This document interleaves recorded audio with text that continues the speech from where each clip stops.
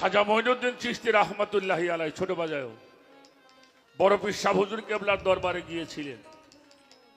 আমার বড় পীর শাহ হুজুর কেবলা খাজা বাবাকে বলছিল, মঈনুদ্দিন, আগামীকালকে যেই মানুষটা আমার সঙ্গে ফজরের নামাজ পড়বে সেই মানুষটা বিনা হিসাবে জান্নাতে যাবে। সুবহানাল্লাহ। কিন্তু এই কথা যদি কারো কাছে কেউ বলে সে জাহান্নামী হবে। যাও সকালে আসবা, আমি আর তুমি নামাজ পড়বো। খাজা মঈনুদ্দিন চিশতি আর দেরি না করে বের হয়ে গেলেন গ্রামে গ্রামে। শুনেছ, কাল ফজরের নামাজ যদি কেউ আমার বড় পীরের পাশে পড়ে সে বিনা হিসেবে জান্নাতি হবে। সুবহানাল্লাহ।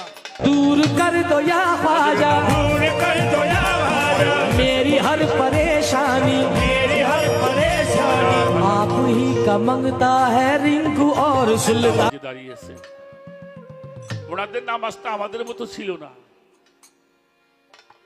তারা শুধু আল্লাহকেই দেখতো, আর কিছুই দেখতো না। আমি তো নামাজে দাঁড়িয়ে বাড়ি গাড়ি সব দেখি।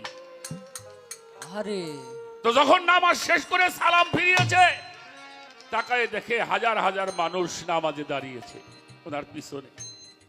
উনি নামাজ শেষ করে বলছিল, মঈনুদ্দিন, আমি তোমাকে একটা কথা বলেছিলাম, যারা আমার পিছনে আজকে নামাজ পড়বে যে সে বিনা হিসাবে জান্নাতে যাবে।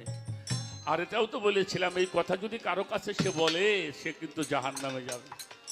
খাজা মঈনুদ্দিন চিশতি বলছিল, ইয়া গাউসুল আজম, আমারও সিলাই যদি হাজার হাজার মানুষ জান্নাতে যায়, আমি একলা জাহান্নামে গেলে আমার পুরো দুঃখ।